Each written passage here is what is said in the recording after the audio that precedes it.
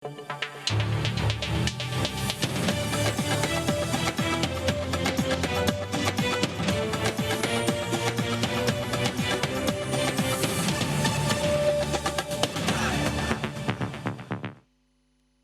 দর্শক, আমি খান মোহাম্মদ রুমেল স্বাগত জানাচ্ছি সম্পাদকীয়তে। বদলে গেছে রাজনীতির দৃশ্যপট। অনুপ্রবেশকারীদের ডামাডোলে হারিয়ে গেছেন ত্যাগী ও সৎ নেতাকর্মী। এই অভিযোগের উদাহরণ ফরিদপুর। এই জনপদকে রাজনৈতিক দুর্বৃত্তায়নের সফল মঞ্চ বলা যেতে পারে, যেখানে বাম্পার ফলন হয় উচ্চ ফলনশীল নেতাকর্মীর।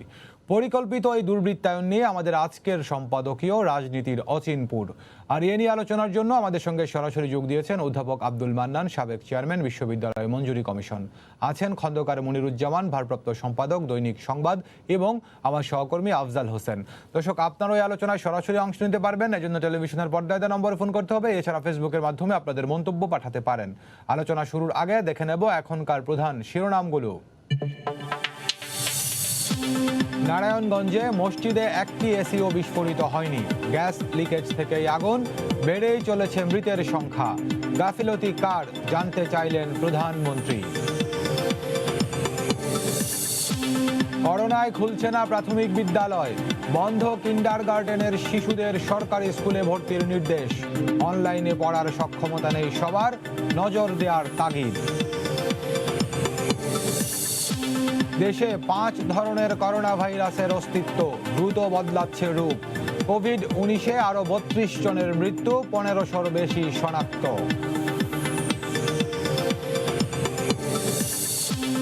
শাহেনশাহর ছত্রছায়ায় ঘোড়াঘাটে জাহাঙ্গীরের রাজত্ব। র্যাব ছেড়ে দেয়ায় পৌর মেয়র এমপির উদ্বেগ।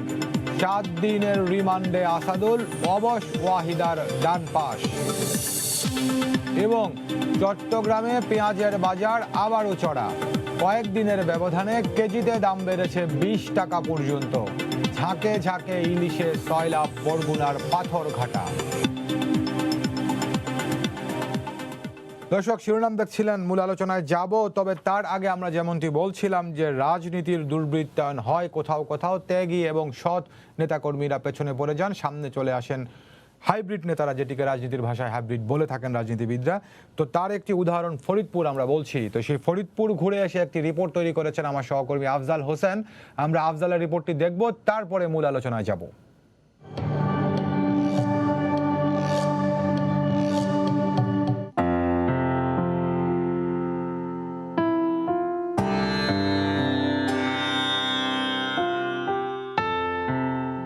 পদ্মা, কুমার, আড়িয়ালখা, ইলিশ, পাট এবং পল্লীকবি জসিমউদ্দিনের ফরিদপুরের পরিচিতি মুক্তিযুদ্ধে নেতৃত্ব দেয়া দল আওয়ামী লীগের ঘাঁটি হিসেবে। সেই ফরিদপুর যেন এখন অচিনপুর। এই সময়ে রাজনীতির দুর্বৃত্তায়নে সন্ত্রাস এবং দুর্নীতির জনপদের পরিচয় পেয়েছে ফরিদপুর। কেন রাজনীতির ঐতিহ্য হারালো ফরিদপুর? সময় সংবাদের এই প্রশ্নে দীর্ঘশ্বাস ছেড়েছেন স্থানীয় আওয়ামী লীগের প্রবীণ ও ত্যাগী নেতারা। দীর্ঘশ্বাসের কারণ, 2009 সালের পর থেকে ফরিদপুরের রাজনীতিতে দুর্বৃত্ত, অনুপ্রবেশকারী, উচ্চ ফলনশীল নেতাকর্মীদের বাম্পার ফলন হয়েছে। ত্যাগী নেতাদের সরিয়ে জেলার দলের শীর্ষ পদে শোভা পেতে শুরু করেন অনুপ্রবেশকারীরা। এই ফরিদপুরে এরকম করুণ অবস্থা কখনো করে নাই কেউ। অনেক শ্রম দিতে হবে, শ্রম দিলে এইখানকার আওয়ামী লীগটা হয়তো আগামী দিনে আস্তে আস্তে আগাইতে পারবে। যখন আওয়ামী লীগকে নির্যাতন করে, এ কারণে আওয়ামী লীগের বিরুদ্ধে আর আমরা রুখে দাঁড়াইনি। অত্যাচার নির্যাতনের ভয়ে আমাদের অনেকেই ম্রিয়মাণ হয়ে বসেছিলাম। আমরা রাজনীতির কোনো কর্মকাণ্ডে শরিক হতে পারিনি, এমনকি আওয়ামী রাজনীতির জাতীয় দিবসগুলিতেও আমরা শরিক হতে পারিনি। এই অনুপ্রবেশকারীদের মধ্যে যিনি প্রথম প্রতাপশালী হয়ে ওঠেন তিনি শহর আওয়ামী লীগের সাধারণ সম্পাদক সাজ্জাদ হোসেন বরকত। তার সঙ্গী হয় ভাই রুবেল। তাদের ছিল জমি আসক্তি। কোনো জমি তাদের নজর আটকালেই মালিকের সর্বনাশ। নামমাত্র দামে কিনে নেয়া, বিক্রিতে রাজি না হলে দখল, মামলার খড়গ তো ছিলই। চর ভদ্রাসন উপজেলার চর হরিরামপুরে শত শত বিঘা জমি এভাবেই নিজেদের করে নেন বরকত ও রুবেল। সিআইডির তথ্য, এই দুই ভাই 7 বছরে 2450 বিঘা সম্পত্তির মালিক হয়েছেন। ব্যাংক হিসেবে 3000 কোটি টাকার লেনদেনের তথ্য মিলেছে।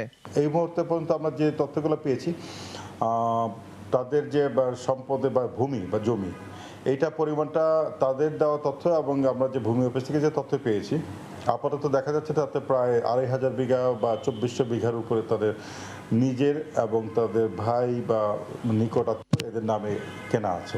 তদন্তে যেটা দেখা গেছে যে অনেক সময় যার জমি আছে তাকে হয়তো বা কম দামে জমি বিক্রি করতে বাধ্য করা হতো, এবং কিছু কিছু ক্ষেত্রে আমাদের কাছে অভিযোগ এসছে, এগুলো আমরা এখনও ভেরিফাই করার প্রক্রিয়াধীন আছে, যে জোর করে বলেছেন এই জায়গাটা ছেড়ে দিতে আমাদের লাগবে। তো এইরকম অভিযোগ কিন্তু আমাদের আছে। দুই ভাই বরকত এবং রুবেল তারা জমি দখল, অবৈধভাবে জমি দখল, টেন্ডারবাজি, চাঁদাবাজি সহ বিভিন্ন অপকর্মের মাধ্যমে 2008 সাল থেকে বর্তমান সময় পর্যন্ত অবৈধ এবং বেআইনি উপায়ে বল প্রয়োগের মাধ্যমে এরা এই অর্থগুলি উপার্জন করেছেন। সে কারণেই তাদের বিরুদ্ধে মানি লন্ডারিং মামলা হয়েছে। অবশ্য ফরিদপুরের আওয়ামী লীগ নেতাদের দাবি এই দুই ভাইয়ের সম্পত্তির পরিমাণ আরও বহুগুণ। তারা খালি এই যে ঘর বাড়ি করে জমি জাতি করছে, কয় হাজার বিঘে জমি যে বরকত মিয়ার নামে আছে। এসবি ট্রেডার্স করছে, তারপরে গাড়ি গুড়ি আছে, এইসব নেতাদের। এই মার্কেট পুরোটা আমার বাড়ি যেগুলো সব তিনটে চাই না এখন এটা একটা স্ট্রিট বেগার, এটা রাস্তায় তৃতীয় শ্রেণীর বিএনপির মস্তান। রাজবাড়ির রাস্তার মোড়ে বাসে প্যাসেঞ্জার তুলে দিয়ে 10 টাকা 20 টাকা যা পাইতো তাই দিয়ে তাদের জীবন নির্বাহ হইতো। তা সেই মানুষেরা হঠাৎ করে ক্ষমতার স্পর্শে এসে, বিশেষ করে ফরিদপুরের মহিতসম বাবরের নেতৃত্বে এরা আওয়ামী লীগে আসে, এবং আওয়ামী লীগে এসে যে সীমাহীন দুর্নীতি, অত্যাচার, হাত পাও কাটা, হাতুড়ি বাহিনী, তারপরে হেলমেট বাহিনী, বিভিন্ন বাহিনী এই জায়গা গড়ে তুলছে। 2000 কোটি টাকা পাচারের মামলায় বরকত, রুবেল সহ গ্রেফতার হয়েছেন আরও কয়েকজন। এর মধ্যে দায় স্বীকার করে জবানবন্দি দিয়েছেন শহর আওয়ামী লীগের সভাপতি লেভি, শ্রমিক লীগ নেতা বিল্লাল, যুবলীগ নেতা ফারহান ও জেলা ছাত্রলীগের সভাপতি। এই জবানবন্দি দাতারা যে গডফাদারের নাম উচ্চারণ করেছেন তিনি হচ্ছেন স্থানীয় সংসদ সদস্যের ভাই, জেলা আওয়ামী লীগের সহসভাপতি খন্দকার মোহতেশাম হোসেন বাবর। তার উত্তাপে আশ্রয় প্রশ্রয়ে বেপরোয়া হয়ে উঠেছিল দুই ভাই। টেন্ডারবাজি, দখলবাজি, চাঁদাবাজি সহ সব কাজের জন্য বাবরের 2% হিস্সা নিশ্চিত করতে হতো। অভিযোগ আছে ফরিদপুরের রাজনীতিতে বহিরাগতদের প্রবেশ করিয়েছেন এই বাবর। যারা গ্রেপ্তার হয়েছে এরা প্রত্যেকেই হাইব্রিড বলতে তো উচ্চ ফলনশীল শব্দ। তা আমি আসলে সেটা না, এরা দুর্নীতিবাজ, এরা অপশক্তি। তবে এদের পৃষ্ঠপোষক হচ্ছে আমাদের খন্দকার বাবর হোসেন। তাদের পৃষ্ঠপোষকতায় ফরিদপুরে এই অপশক্তি বা হাইব্রিডের জন্ম। খন্দকার মোহতারাম হোসেন বাবর সাহেব এদের হাত ধরে দলে বিএনপি এবং জামাত থেকে, যাকে আমরা বলি হাইব্রিড এবং অনুপ্রবেশকারীরা ঘটে। ফরিদপুরের সাধারণ মানুষ জানান এই জেলার টেন্ডারবাজি, চাঁদাবাজি, ঠিকাদারি ও মাদক ব্যবসা নিয়ন্ত্রণ করত দুটি বাহিনী। একটি বরকত রুবেলের নেতৃত্বে হাতুড়ি বাহিনী, আরেকটি স্থানীয় সংসদ সদস্যের এপিএস ফুয়াদের হেলমেট বাহিনী। এই দুই বাহিনী ফরিদপুরে ত্রাসের রাজত্ব কায়েম করে। তাদের হাতে সবচেয়ে বেশি নির্যাতনের শিকার হয়েছেন আওয়ামী লীগের নেতাকর্মীরা। আওয়ামী লীগের এই সাবেক নেতা বলছেন, নতুন কমিটির সঙ্গে টুঙ্গিপাড়ায় বঙ্গবন্ধুর সমাধিতে ফুল দিতে যাওয়ায় তাকে কুপিয়ে ক্ষত বিক্ষত করে হাতুড়ি হেলমেট বাহিনী। হেলমেট বাহিনী পরিচালনা করে ফুয়াদ, লেবি, এরা হলো হেলমেট বাহিনী পরিচালনা করে মূলত ফুয়াদ, এবং তার প্রধান সেনাপতি হচ্ছে নাসিম বিশ্বাস। এই নাসিম, আরও আছে তৌহিদ, মানে মিজান, এই শ্রেণীর এরা হলো সেদিন ওখান থেকে আমাকে টাইনে নামানোর চেষ্টা করে, জোরপূর্বক না নামাইতে পারে। প্রথমে নাসিম আমাকে কোপ দেয়, তার হাতে থাকা চাপাতি দিয়ে আমাকে হত্যার উদ্দেশ্যে কোপ দেয়। সেই কোপ আমি বাম হাত দিয়ে ঠাকাই, সেই বাম হাতে আমার হাড় কেটে আমার সমস্ত হাত পঙ্গু হয়ে যায়। এখন আমি পঙ্গু, এখন আমার বাম হাত পঙ্গু, এবং পরবর্তীতে আমার পিঠে সব দিয়ে প্রায় 16 থেকে 18টা কোপ আমার শরীরে দেয়। ফরিদপুর শহরে বহু লোককে এই হাতুড়ি বাহিনী, হেলমেট বাহিনীর দ্বারা পঙ্গু করে দেওয়া হয়েছে। হাতুড়ি হেলমেট বাহিনীর নির্যাতনের হাত থেকে বাদ যায়নি সাংবাদিক ও সাধারণ মানুষ। তাদের কথাতেই উঠত বসত পুলিশ প্রশাসন। কেউ প্রতিবাদ করলে ফাঁসানো হতো মিথ্যা মামলার ফাঁদে। এদের মতের বাইরে গেলে সে রাজনৈতিক হোক, ঠিকাদারি প্রতিষ্ঠানের ব্যবসাগত কারণ হোক, তাদের উপর আক্রমণ করা, তাদেরকে হামলা করে হাত পা ভেঙে গুড়িয়ে দেওয়া এবং এই সংক্রান্ত কোনো মামলা পরবর্তীতে করার সুযোগ ছিল না।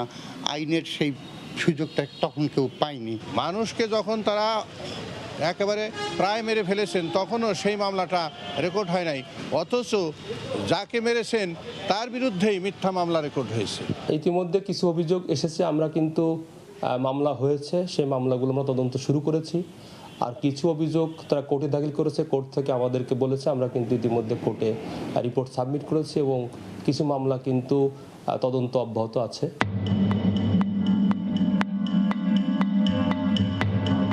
জেলা আওয়ামী লীগের সাধারণ সম্পাদক সুবল চন্দ্র সাহার বাড়িতে হামলার পর শুদ্ধি অভিযানে পাল্টেছে ফরিদপুরের চিত্র।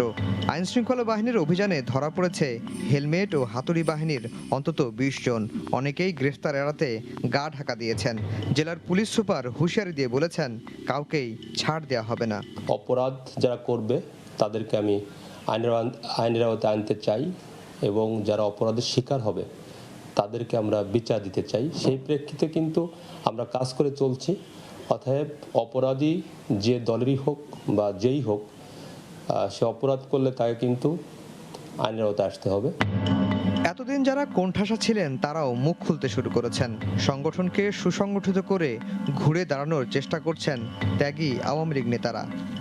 এতদিন দলের ভেতরে থাকা হাইব্রিড এবং অনুপ্রবেশকারীদের পৃষ্ঠপোষকতা দেয়াই ফরিদপুর আওয়ামী লীগের এই বেহাল দশা। শুদ্ধি অভিযানের পর এখানকার প্রবীণ নেতারা বলছেন, খাদের কিনারে থাকা দলটিকে সুসংগঠিত করে আবার ঘুরে দাঁড়ানোর চেষ্টা করছেন তারা।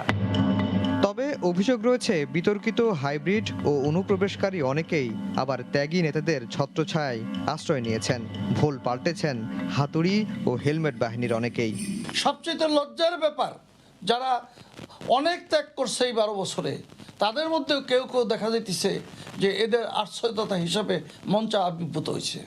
এটা ফরিদপুরে মানুষের কাছে মানুষ জানে, বিশেষ করে ফরিদপুর শহর, ফরিদপুরের সদর থানা, এই জায়গার মানুষ জেনে গেছে যে কার কার কাছে কোন কোন সন্ত্রাসী, কোন কোন চোর, টাকা আত্মসাৎকারী কার কার কাছে আশ্রয় নিতেছে, সেটা কিন্তু মানুষ জেনে গেছে। এটা সর্বকালের সর্বশ্রেষ্ঠ বাঙালির সুযোগ্য কন্যা, বিশ্ব মানবতার জননী, দেশ রত্ন মাননীয় প্রধানমন্ত্রী শেখ হাসিনার জন্মস্থান। সঙ্গত কারণেই এখানে এই দুঃশাসন এবং দুর্বৃত্তায়নের কোনো স্থান আর হবে না।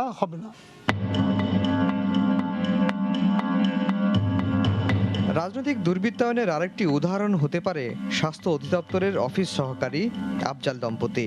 ফরিদপুরের আফজাল বিএনপির আমলে নিয়োগ পেলেও সব সরকারের আমলেই ছিল সখ্যতা। এতেই আঙ্গুল ফুলে কলাগাছ হয়ে উঠেছে এই দম্পতি। দুদক বলছে যে শুধু এই ফরিদপুরেই দুটি বাড়ি নয়, তার উত্তরায় তার নামে এবং তার স্ত্রীর নামে আরও 5টি বাড়ি রয়েছে এবং দেশের বিভিন্ন জেলায় এই দম্পতির নামে আরও 24টি প্লট এবং ফ্ল্যাট রয়েছে। এই দম্পতির বিরুদ্ধে প্রায় 300 কোটি টাকা পাচারের অভিযোগ রয়েছে। দেশে বিদেশে গড়েছেন অট্টালিকা ও ব্যবসা। আফজালের ভাই ভুসি মালের ব্যবসা করে গড়েছেন রাজপ্রাসাদ। আমরা দেখি ঘাটে, যে সেনবি ঘাটে ভুসি মালের ব্যবসা করে। ভুসি মালের ব্যবসা করে এই বাড়ি করতে পারে? মানে আপনার কাছে, আপনি কি করেন? আমি ব্যবসা করি। আপনার বাড়ি কিরকম আছে? না এরকম না, অন্য। ওর বাপ মা গাঙ্গে মাছ মারতো, এখন কইতে টাকা হয়েছে বই ফুরে আমরা কইতে পারবো না। পদ্মার চরে দীর্ঘদিন আত্মগোপনে থাকার পর এখন দুদকের রিমান্ডে রয়েছেন আফজাল। এখনও ধরাছোঁয়ার বাইরে তার স্ত্রী। রাজনীতিতে মৌসুমী বা উচ্চ ফলনশীল নেতাকর্মীদের আশ্রয় প্রশ্রয় দেওয়া বন্ধ না হলে রাজনীতিকে দুর্বৃত্তের অভয়ারণ্য বানানোর ষড়যন্ত্র চলতেই থাকবে। দেখছিলাম আমার সহকর্মী আফজালের তৈরি করা রিপোর্টটি। আমি শুরুতেই আলোচনায় যুক্ত হতে চাই অধ্যাপক আব্দুল মান্নানের সঙ্গে। অধ্যাপক আব্দুল মান্নান স্যার, আপনাকে স্বাগত জানাচ্ছি এই আলোচনায়। আপনি দেখছিলেন রিপোর্টটি। আমাদের রিপোর্টার এই রিপোর্ট করার জন্য যাদের সঙ্গে কথা বলেছেন আপনি খুব খেয়াল করেছেন, দুজন হচ্ছেন একজন সাংবাদিক, একজন হচ্ছেন ফরিদপুর জেলার পুলিশ সুপার, আর বাকি সবাই কিন্তু স্থানীয় আওয়ামী লীগের নেতাকর্মী। তো তারাই বলছেন যে আওয়ামী লীগ যখন আওয়ামী লীগকে নির্যাতন করে তাহলে অবস্থাটা কি দাঁড়ায়।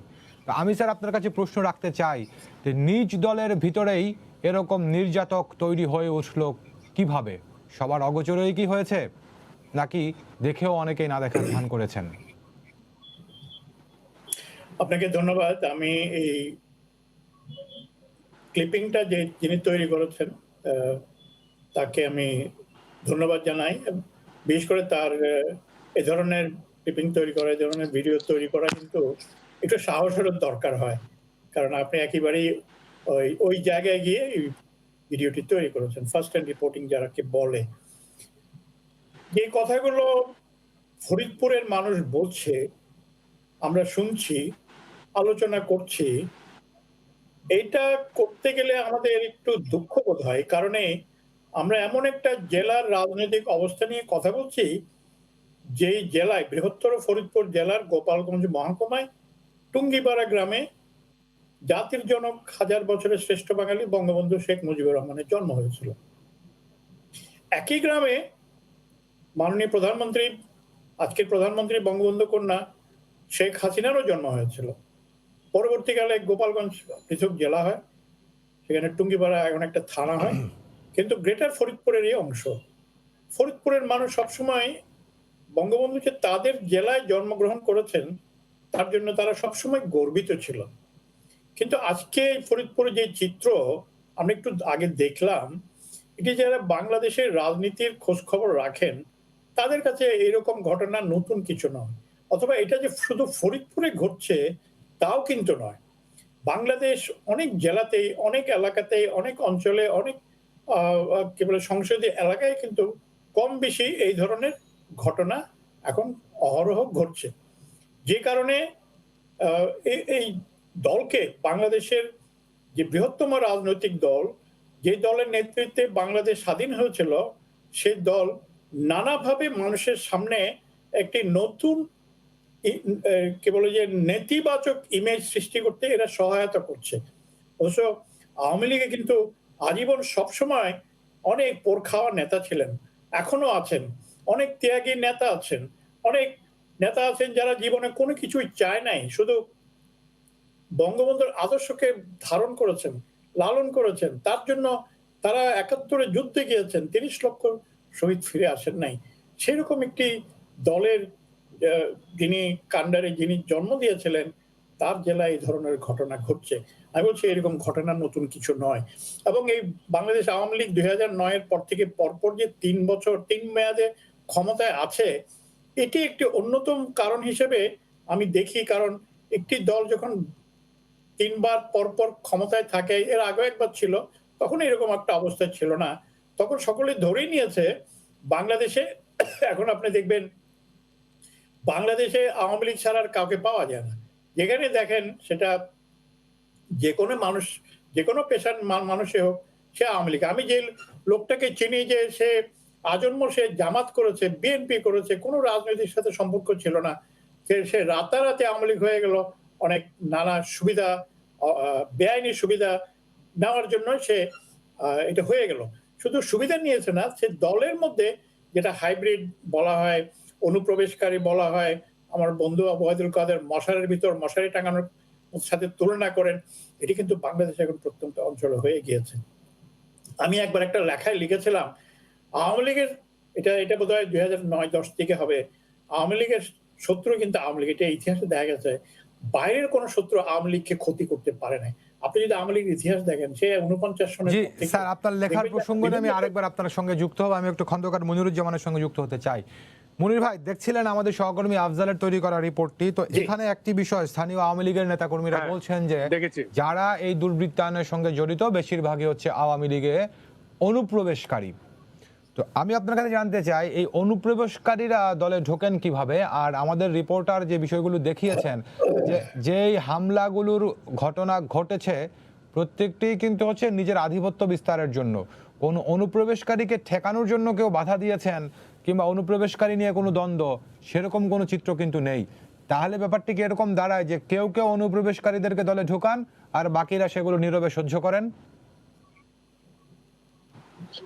দেখেন, এটা বাংলাদেশের রাজনীতির একটা দুর্ভাগ্য যে আমাদের যে দলটি মুক্তিযুদ্ধে এই নেতৃত্ব দিয়ে, স্বাধীনতা যুদ্ধের নেতৃত্ব দিয়েছে, সেই দলটিতে আজকে এরকম একটা অবস্থা তৈরি হয়েছে যে অর্থের জোরে, অর্থের কারণে, অর্থ দিয়ে দলে ঢোকা যায়, নমিনেশন পাওয়া যায়, এমপি হওয়া যায়, দলের নেতা হওয়া যায়, এরকম একটা অবস্থা। অর্থাৎ রাজনৈতিক কোনো অতীত নেই, রাজনৈতিক কর্মকাণ্ডের সঙ্গে কোনো যোগাযোগ নেই, রাজনৈতিক কর্মকাণ্ডের মধ্যে দিয়ে এগিয়ে আসেননি, অথচ বঙ্গবন্ধু সারা জীবন কিন্তু রাজনীতি করে দলের নেতা হয়েছে, তাই না?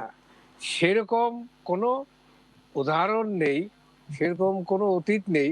এই ধরনের লোকেরা একটি বিশেষ উদ্দেশ্য, সেটা হচ্ছে ক্ষমতা এবং অবৈধ পন্থায় অর্থ আয় করা। এই দুইটি উদ্দেশ্য। এবং অর্থ মানে কি? বিপুল পরিমাণ অর্থ, 1,000, 2,000, 5,000, 10,000, 1 লাখ, 5 লাখ, 10 লাখ টাকা, হাজার হাজার কোটি টাকা রাষ্ট্রে অবৈধভাবে হস্তগত করার উদ্দেশ্যে এবং ক্ষমতায় থাকার উদ্দেশ্যে, এই ক্ষমতায় ব্যবহার করে সে অর্থ আয়ের উদ্দেশ্যে দলে যোগদান করে। ট্র্যাজেডিটা হলো এখানে যে এদেরকে যারা দলে নেয় তারা মূল দল আওয়ামী লীগেরই নেতা কর্মী, তারাই বিভিন্নভাবে দলে নেয়। এবং এই বিভিন্ন ভাবের মধ্যে একটি ভাব হচ্ছে অর্থ। অর্থের বিনিময়ে তারা এই ধরনের, যাদেরকে হাইব্রিড বলা হচ্ছে বা কেউ কেউ কাউয়া বলে, কাউয়া বা hybrid what ever it is, তাদেরকে দলে নেওয়া হয় মোটা অর্থের বিনিময়ে। আজকে আমি আমার পত্রিকায় একটি চিঠি পেয়েছি, একজন আওয়ামী লীগের ত্যাগী নেতার চিঠি। কুমিল্লার একটি অঞ্চলের তিনি আওয়ামী লীগের নেতা, প্রায় 50-60 বছর ধরে ছাত্রলীগ আওয়ামী লীগ করে এসছে, 50 বছর ধরে আওয়ামী লীগের নেতা। তাকে এবারকার কমিটি থেকে বাদ দেওয়া হয়েছে। তিনি ক্ষোভে দুঃখে একটি চিঠি লিখেছেন যে আজকে আমার মতো কর্মীকে স্থানীয়ভাবে দলীয় নেতৃত্ব থেকে একজন সদস্য রাখা হয়নি। কাদেরকে নেওয়া হয়েছে? যারা ফ্রিডম পার্টির সঙ্গে যুক্ত ছিল, যারা রশিদের লোক, যারা বাংলাদেশ বিএনপির সঙ্গে যুক্ত ছিল, এমনকি জামাতের কর্মী। এবং তিনি নামও দিয়েছেন কারা কারা তারা, তাদেরকে আওয়ামী লীগের কমিটিতে নেওয়া হয়েছে। কারা নিল? যারা নিল তারা আওয়ামী লীগের নেতা, জেলা আওয়ামী লীগের নেতা। কেন নিল, কিভাবে নিল, সেটা আমি তো মনে করি আমাদের সাংবাদিক হিসাবে আমাদের যে অভিজ্ঞতা, সেটা হচ্ছে পুরোটাই হচ্ছে অর্থের বিনিময়ে, মোটা অর্থের বিনিময়ে এই ধরনের লোককে, যারা দলের শত্রু, দেশের শত্রু, তাদেরকে, সমাজের শত্রু, তাদেরকে দলে নেওয়া হয়। আজকে এটা একটা বড় ট্র্যাজেডি আমাদের দেশের জন্য, যে বললাম তো আগেই, যে দলটি মুক্তিযুদ্ধে আমাদেরকে নেতৃত্ব দিয়েছে, সেই দলটিকে আজকে বা দলের ভিতরে আজকে এইভাবে অনুপ্রবেশ ঘটানো হচ্ছে। কারা ঘটাচ্ছে? দলেরই লোকজন ঘটাচ্ছে, যারা আসলে দলের শত্রু, দেশের শত্রু, সমাজের শত্রু।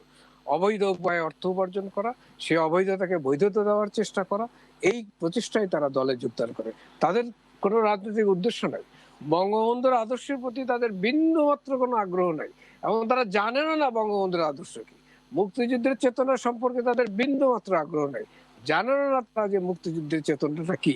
তারা শুধু জানেন অর্থ কিভাবে উপার্জন করা যাবে, আওয়ামী লীগে গেলে অর্থ পাওয়া যাবে সহজে, ক্ষমতায় থাকা যাবে সহজে, ক্ষমতায় ব্যবহার করা যাবে সহজে, সুতরাং অর্থের বিনিময়ে তারা আওয়ামী লীগে যাচ্ছেন। আমরা এরকম বহু উদাহরণ দেখছি। এই ধরেন শুধু ফরিদপুর আপনারা একটা উদাহরণ হিসেবে নিয়েছেন, আপনাদেরকে ধন্যবাদ জানাই। এবং যে রিপোর্টার সেখানে গিয়েছিলেন রিপোর্ট সংগ্রহ করতে, তাকেও আন্তরিক অভিনন্দন জানাই যে তিনি একটি অত্যন্ত গুরুত্বপূর্ণ কাজ সম্পাদন করেছেন, এবং আমি একজন সাংবাদিক হিসেবে তাকে অভিনন্দন জানাচ্ছি। এটা আপনারা কি শুধু ফরিদপুরেই পেয়েছেন? আর কোথাও নেই?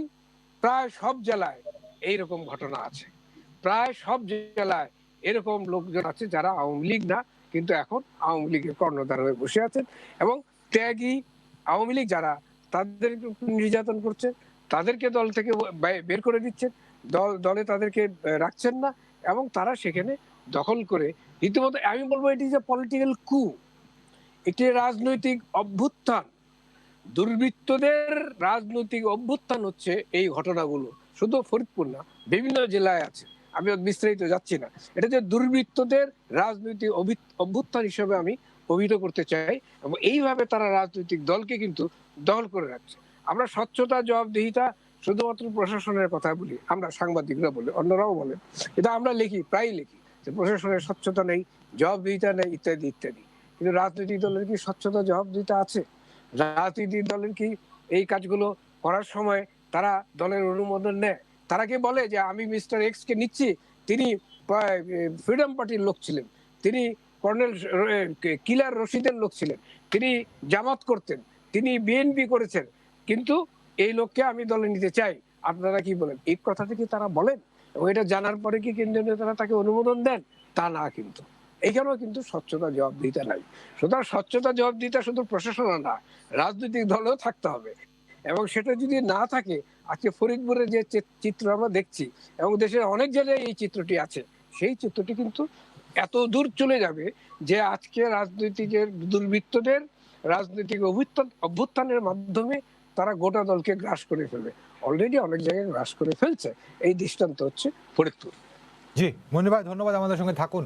আফজাল, আপনার তৈরি করা রিপোর্টটি দেখে আমাদের সিনিয়র সাংবাদিক, সংবাদের সম্পাদক মনির ভাই আপনাকে ধন্যবাদ জানাচ্ছেন। ইউজিসির সাবেক চেয়ারম্যান অধ্যাপক আব্দুল মান্নান স্যারও আপনাকে ধন্যবাদ জানাচ্ছেন। আমরা একটু আপনার অভিজ্ঞতার কথা শুনতে চাই। ফরিদপুরে গিয়ে এরকম একটি রিপোর্ট তৈরি করতে গিয়ে আপনার কি অভিজ্ঞতা হয়েছে? আফজাল। এখন তো ফরিদপুরের দৃশ্যপট একেবারেই ভিন্ন। আগে যদি আমরা 16ই মে থেকে বলি, যে 16ই মে এই শুদ্ধ অভিযানটা শুরু হলো, মূলত শুরু হলো যখন জেলা আওয়ামী লীগের সভাপতি সুবল চন্দ্র সাহার বাড়িতে হামলা হলো। এই হামলার পরেই তিনি মামলা করলেন, মামলার পরে শুদ্ধ অভিযান। অন্যদিকে 2000 কোটি টাকা পাচারের ঘটনায় আরেকটি মামলা হয়। এই মামলায় যে ধরপাকড় হলো, হেলমেট বাহিনীর অনেকে ধরা পড়লেন, অর্থ পাচারকারী অনেকে ধরা পড়লেন। এই ধরা পড়ার পরেই কিন্তু ফরিদপুরের দৃশ্যপট পাল্টাতে শুরু করে। আমি যেদিন ফরিদপুরে যাই, সেই দিন ঠিক আমি যেখানে ছিলাম তার রাস্তার উল্টা দিকে একটি অডিটোরিয়াম রয়েছে। অডিটোরিয়ামে শোক দিবসের একটি আলোচনা চলছিল। সেই সময় আমি সেখানে গিয়ে উপস্থিত হই। সে সময় আওয়ামী লীগের বেশ কয়েকজন নেতা যারা মুক্তিযোদ্ধা, তাদের সাথে কথা বলি। তারা আমাদেরকে বলছেন যে এই 2009 সালের পর থেকে তারা এইভাবে উন্মুক্ত ভাবে কোনো ধরনের সভা সমাবেশ করার সুযোগ পাননি। তারা যদিও দীর্ঘদিন ধরে আওয়ামী লীগের রাজনীতি করে আসছেন, জেল খেটেছেন, বিরোধী দলের অত্যাচার নির্যাতন সহ্য করেছেন, কিন্তু আওয়ামী লীগ সরকার ক্ষমতায় আসার পরে এর আগে কখনো এইভাবে উন্মুক্ত পরিবেশে শোক দিবসের অনুষ্ঠান তারা করতে পারেনি।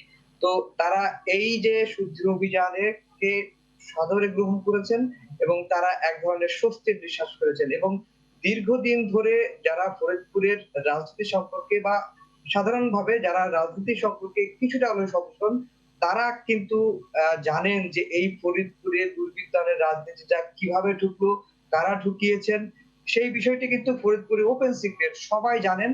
কিন্তু এতদিন কেউ মুখ খোলেননি। এই যে আমি যেটি বলছিলাম যে হাতুড়ি বাহিনী, হেলমেট বাহিনী, এবং ফরিদপুরকে আমি যেটি দেখেছি দুটি ভাগে ভাগ করা হয়ে থাকে। একটি হচ্ছে হাতুড়ি বাহিনীর নিয়ন্ত্রণে, আরেকটি হচ্ছে হেলমেট বাহিনীর নিয়ন্ত্রণে।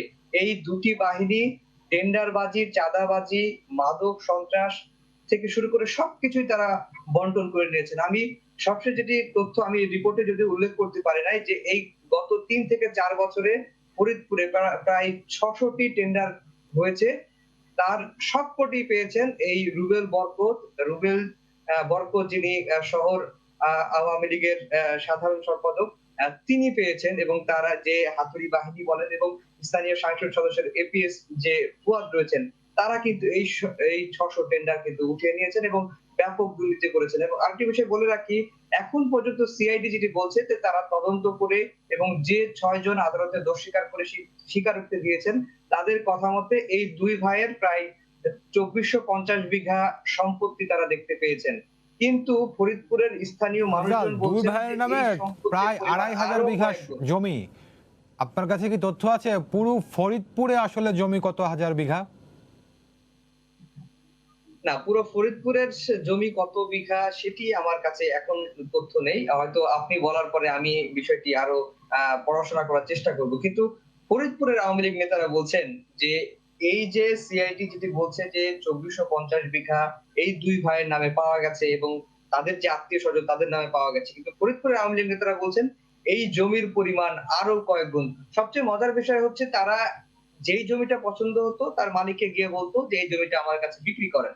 যদি বিক্রি করতে না চাইতো তাহলে হাতুড়ি বাহিনীদের নির্যাতন এবং চলতো, যে সেই আফজাল জমিগুলো সেগুলো নেওয়ার রিপোর্টে ক্ষেত্রে আমি একটু উল্লেখ বলে নিই, করেছেন। এই আপনি জমিগুলো ধন্যবাদ, নেওয়ার আমাদের সঙ্গে ক্ষেত্রে- থাকুন। আমি একটু মান্নান স্যারের সঙ্গে যুক্ত হতে চাই। মান্নান স্যার, আপনি শুরুর দিকের আলোচনায় বলছিলেন যে শুধু ফরিদপুরে এ ধরনের ঘটনা ঘটছে তাই নয়, হ্যাঁ, অবশ্যই আরও অনেক জায়গাতে এ ধরনের দুর্বৃত্তায়নের কথা আমরা দেখি, বিভিন্ন গণমাধ্যমের খবরে উঠে আসে। আজকের দিনে আমাদের খবরেও একটি শিরোনাম রয়েছে, এই যে আপনার দিনাজপুরের ঘোড়াঘাটে উপজেলা নির্বাহী কর্মকর্তাকে যে হত্যা চেষ্টা করা হলো, সেইখানে এই শাহেন শাহ উপজেলা চেয়ারম্যান তার আশ্রয় প্রশ্রয়ী এইরকম একদল দুর্বৃত্ত গড়ে উঠেছে।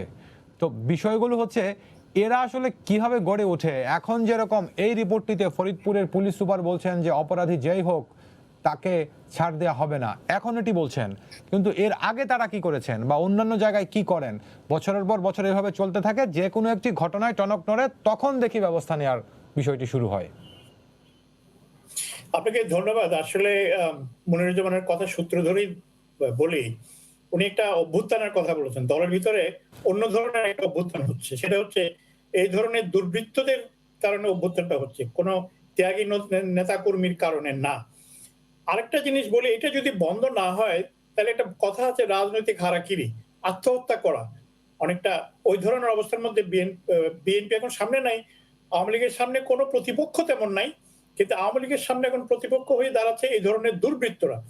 একসময় ত্যাগী নেতা কর্মীরা দল করতো, রাজনীতি করতো, বঙ্গবন্ধুর আদর্শ যারা বিশ্বাস করতো তারা আওয়ামী লীগ করেছে, এখনো করে। কিন্তু এখন আওয়ামী লীগকে বা বাংলাদেশের এই সবচেয়ে প্রাচীন দলটাকে নিয়ন্ত্রণ করে কিন্তু বেশিরভাগ ক্ষেত্রে, বেশিরভাগ জেলায় দেখা যায় পেশি এবং অর্থ, এই দুটাই। এবং তাদেরকে এই আপনি যদি এখন আইন শৃঙ্খলা রক্ষাকারী কথা বলেন, আইন শৃঙ্খলা রক্ষাকারী বাহিনী আপনি স্থানীয় যারা কেন্দ্রীয় বা শীর্ষ পর্যায়ে দলের নেতৃবৃন্দ আছে তাদের কথার বাইরে বেশি যেতে পারে না। আপনি সেটা কক্সবাজারে দেখেন, আপনি সেটা এই ফরিদপুরে দেখলেন, আপনি চট্টগ্রামের বিভিন্ন বৃহত্তর চট্টগ্রামের বিভিন্ন জায়গায় দেখেন, চিত্র কিন্তু একই, চিত্র কিন্তু একই। এখন আরো জিনিস হয়তো আমাদের অগোচরে অনেক জিনিস থেকে যায়, যারা মাননীয় প্রধানমন্ত্রী অনেকটা পিতার মতন অনেক উদার হৃদয়ের প্রকাশ হিসেবে অনেক নতুন নতুন ব্যক্তিকে অনেক গুরুত্বপূর্ণ দায়িত্ব দিয়েছেন, যাদের সাথে আওয়ামী লীগের কোনো সম্পর্ক ছিল না। শুধু এই সম্পর্কটা ছিল, তার বাবা আওয়ামী লীগের একজন পোরখাওয়া নেতা ছিল, তার সাথে আওয়ামী লীগের কোনো সম্পর্ক কখনো সে রাখে নাই, করে নাই। কিন্তু তাদের হাতে কিন্তু এমন সব কাণ্ডকীর্তি হচ্ছে, রাষ্ট্রীয় অনেক প্রতিষ্ঠানের ভয়াবহভাবে ক্ষতি হচ্ছে, পার্মানেন্ট ক্ষতি, পার্মানেন্ট ড্যামেজ। প্রতিষ্ঠান ক্ষতি হলে কিন্তু সেটাকে দাঁড় করানো কিন্তু আপনার পক্ষে খুব কঠিন। আমি একটু ফিরে যেতে চাই 1972 সনে 7ই জুন বঙ্গবন্ধুর ভাষণ। 7ই জুন হচ্ছে আপনার 6 দফা উত্তোলনে যে ঘোষণা করার দিনটিকে পালন করা হয়। স্বাধীন বাংলাদেশে প্রথম বঙ্গবন্ধু এই ধরনের একটা জনসভায় সোহরাওয়ার্দী উদ্যানে ভাষণ দিয়েছিলেন।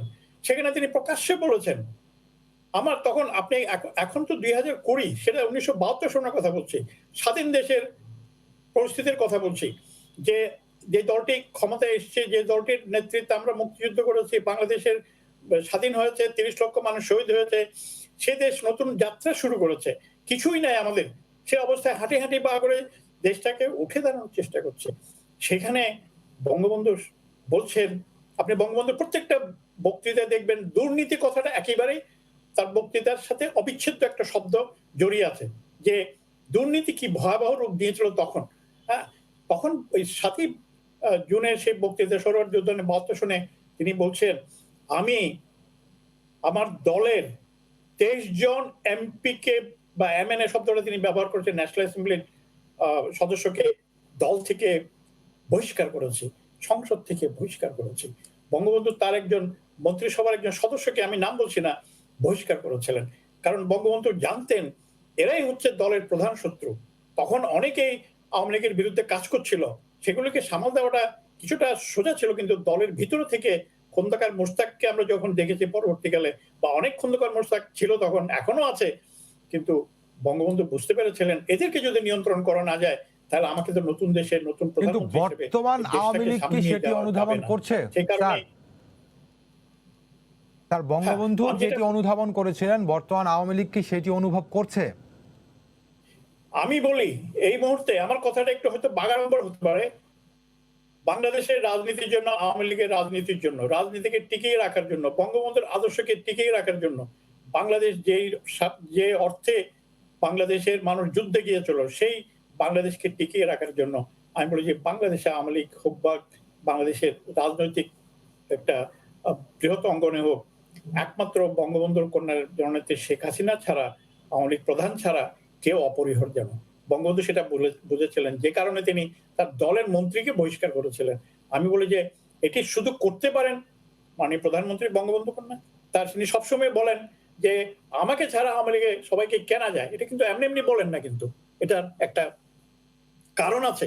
তার সাথে আমি দীর্ঘদিন কাজ করেছি, আমি বুঝতে পারি যে তিনি অনেক সময়, আমি ইংরেজিতে একটা শব্দ আছে বিলিগার্ড মানে কি বলা যাবে, চতুর্দিক থেকে তাকে নানাভাবে হেনস্থ করার চেষ্টা করা হচ্ছে, দলের ভিতর থেকে করা হচ্ছে, কাছের মানুষ করছে, বাইরের মানুষ করছে, কিন্তু তিনি এখনো সাহস নিয়ে আছেন।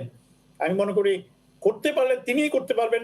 এই পিতার মতন তাকে ওই দৃঢ় একটা অবস্থানে যেতে হবে এবং অবস্থানে গিয়ে বুঝতে হবে আমার ধারে কাছে আমার দলের প্রতি এক অঙ্গীকার আছে, বঙ্গবন্ধুর রাজনীতির প্রতি অঙ্গীকার আছে, ত্যাগী নেতা কর্মী আছে, তাদেরকে মূল্যায়ন করতে হবে। তিনি বারবার কথাটা বলেন। ধন্যবাদ আমাদের সঙ্গে থাকুন।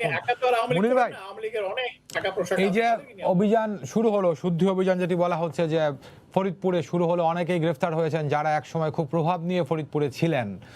দেশের বিভিন্ন জায়গায় এরকম আরো অনেক আওয়ামী লীগ বা কিংবা সহযোগী কিংবা অঙ্গ সংগঠনের সঙ্গে জড়িত, তাদেরকে আমরা সম্প্রতি আইনের আওতায় আনতে দেখছি।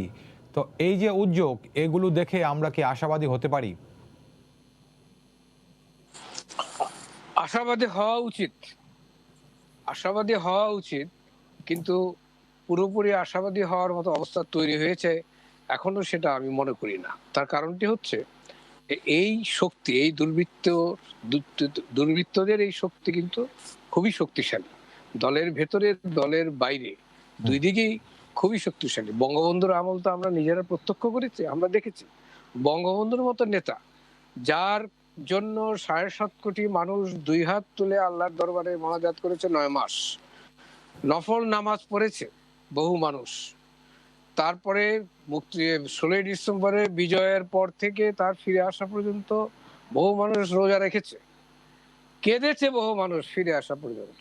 সেই রকম একটি জনপ্রিয় নেতাকে কিভাবে, তার রাজনীতিকে, তার ক্ষমতাকে কিভাবে এই দুর্বৃত্তায়ন সর্বনাশ ঘটিয়ে দিল, সেটা আমরা 72, 73, 74, 75 দেখেছি। হ্যাঁ, অধ্যাপক মান্নানও দেখেছেন। এটা তো আমরা প্রত্যক্ষ সাক্ষী এবং আমরা পার্ট অফ দ্যাট টাইম, সেই সময়ের আমরা অংশ। সুতরাং দুর্বৃত্তায়ন বা রাজনীতির দুর্বৃত্তায়ন এমন একটি বিষয়, দেখেন একটি কথা সবসময় আমাদের মনে রাখা দরকার, যে এটা আমি একসময় ট্রেড ইউনিয়ন করতাম। তা আমাদের ট্রেড ইউনিয়ন, যেখানে আমি ট্রেড ইউনিয়ন করতাম পোস্তকলা অঞ্চলে, সেখানে আমাদের একজন শ্রমিক নেতা ছিলেন। তিনি অশিক্ষিত, প্রথাগত শিক্ষায় শিক্ষিত ছিলেন না, তার কোনো স্কুলে তিনি লেখাপড়া করেননি এবং কোনো অক্ষর তিনি চিনতেন না, অক্ষর জ্ঞান ছিল না, কিন্তু তিনি খুবই বিচক্ষণ ছিলেন, বুদ্ধিমান ছিলেন। আমি বলবো আমাদের অনেক তথাকথিত শিক্ষিত লোকের চেয়ে অনেক বেশি শিক্ষিত ছিলেন।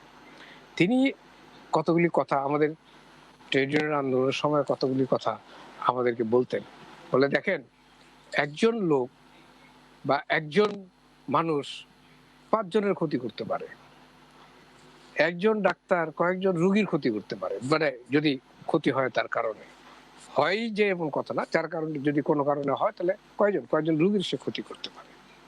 কিন্তু রাজনীতির ভিতরে যে পোকা ঢোকে, তার ভাষা পোকা মানে আমি দুর্বৃত্ত আসলে আর কি, রাজনীতির ভিতরে যে পোকা ঢোকে, সেই পোকা গোটা রাজনীতিকে ধ্বংস করে দিতে পারে। সেটা বঙ্গবন্ধুর আমলে আমরা দেখেছি, যার জন্য তিনি বাকশাল করতে বাধ্য হয়েছিলেন। এখনো কিন্তু আমরা সেই আলামতগুলি দেখছি জেলায় জেলায়। আজকে এই যে 2000 কোটি টাকা পাচার করলো 2 ভাই, রুবেল এবং বরকত, তারা একজন আওয়ামী লীগের সাধারণ সম্পাদক, একজন বলতে লজ্জা লাগে প্রেস ক্লাবের সভাপতি, তথাকথিত সাংবাদিক হিসেবে এই জন্য লজ্জিত। তারা 2 জন মিলে 2000 কোটি টাকা বিদেশে পাচার করে দিল। ব্যাপারটা কি এতই সহজ? এদের পিছনে কি আর কোনো শক্তি ছিল না? এদের পিছনে কি আরো কোনো ক্ষমতাধর আওয়ামী লীগ নেতা, লোকাল স্থানীয় এমপি বা অন্য কোনো ক্ষমতাধর নেতা ছিল না? অবশ্যই ছিল। যেমন 21শে আগস্টের গ্রেনেড হামলা, বেগম খালেদা জিয়ার জানার অজ্ঞানে বা তারেক জিয়ার অজ্ঞানে বা পার্টিসিপেশন ছাড়া ঘটে নাই। কারণ ওরকম একটা ঘটনা ঘটাতে হইলে হাইয়েস্ট অর্ডার অফ পাওয়ারের অনুমতি লাগে। তা না হইলে বিরোধী দলের নেত্রীকে হত্যার জন্য গ্রেনেড হামলা, তার যে কনসিকুয়েন্স হবে, পরিণতি হবে, সেটা মোকাবেলা করতে হবে সরকারকে। সে কারণে সরকারের হাইয়েস্ট অর্ডারকে সর্বোচ্চ যেখানে আছেন তাকে জানাতে হবে যে আমরা এই ঘটনা করছি। তার ট্যাসিট হইলো, পরোক্ষ হইলো তার অনুমোদন নিতে হয়। সুতরাং এইভাবে ঘটনাটা 21 আগস্টের গ্রেনেড হামলা ঘটেছে। ফরিদপুরে 2000 কোটি টাকা পাচার হয়ে গেল দুইটা ভাই, এবং কি দুজন ওই অর্থে রাজনীতিতে নবাগত, তারা নিজেরা পাচার করে দিল। তাদের পিছনে কোনো রাজনৈতিক শক্তি কাজ করে নাই, কোনো রাজনৈতিক নেতা কাজ করে নাই। হু আর দে, হু ইজ হি? এইটা যদি আমরা বের না করতে পারি, এইটা যদি প্রকাশ না হয়, তাহলে পেছনে যদি থেকে যায়, নেপথ্যে থেকে যায়, তাহলে জেলায় জেলায় এই ধরনের হুইজ হি থেকে যাবে এবং তারা ভিতরে থেকে থেকে দলের সর্বনাশ করবে। আওয়ামী লীগের আহমদ সফার একটি বিখ্যাত উক্তি আছে, নিশ্চয়ই অধ্যাপক মান্নানেরও মনে আছে সেটি, যেটা আওয়ামী লীগ যখন বিজয়ী হয় তখন একই বিজয়ী হয়, কিন্তু আওয়ামী লীগ যখন হেরে যায়, এই অংশটা হচ্ছে বেশি গুরুত্বপূর্ণ। আওয়ামী লীগ যখন হেরে যায় তখন পুরো দেশ হেরে যায়। সুতরাং আমরা বিচলিত এই জায়গাটা, যে আওয়ামী লীগ যদি হেরে যায় তাহলে পুরো দেশ হেরে যাবে।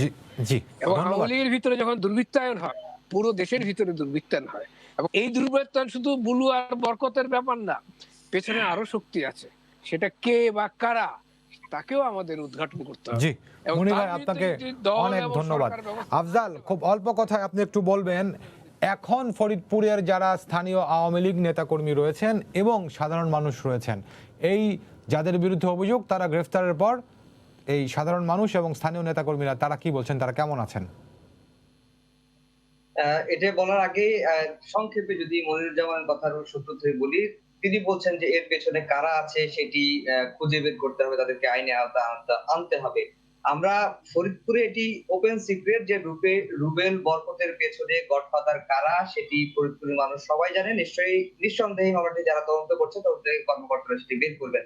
এবং তদন্তকারী কর্মকর্তা সিআইডি বলছেন যে এই যে 2000 কোটি টাকা পাচারের সাথে এরই মধ্যে তারা 20 থেকে 25 জনের নাম পেয়েছেন এবং পর্যায়ক্রমে তাদেরকে সবাইকেই এর আইনে আওতা আনা হবে। আর ফরিদপুরের এখন যেটি হচ্ছে, ত্যাগী নেতারা চাচ্ছেন যে এই দলটাকে ঘুরে দাঁড়াতে হলে, যে ধ্বংসস্তূপে এখন ফরিদপুরের আওয়ামী লীগ রয়েছে, সেটিকে ঘুরে দাঁড়াতে হলে কিন্তু আবার সব জেলা কমিটি থেকে শুরু করে সব কমিটি সুসংগঠিত করতে হবে।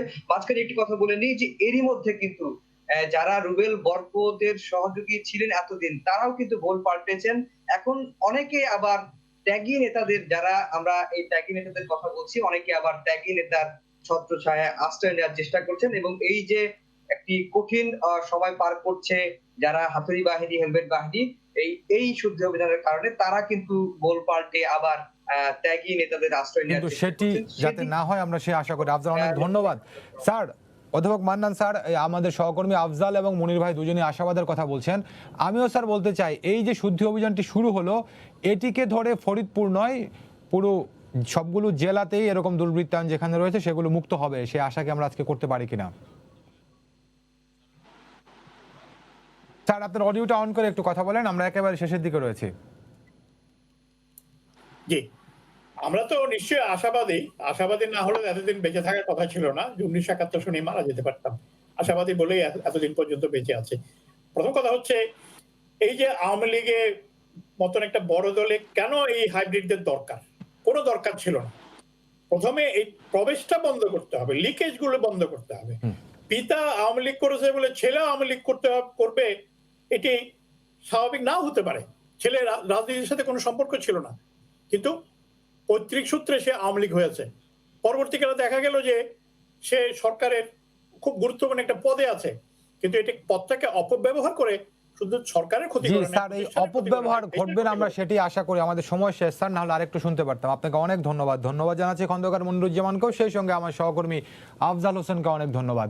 দর্শক, আপনাদের সবাইকে ধন্যবাদ জানিয়ে শেষ করছি আজকে সম্পাদকীয়। আগামীকাল আবারও দেখা হবে রাত 10টায়। দেখার আমন্ত্রণ রইল। শুভরাত্রি।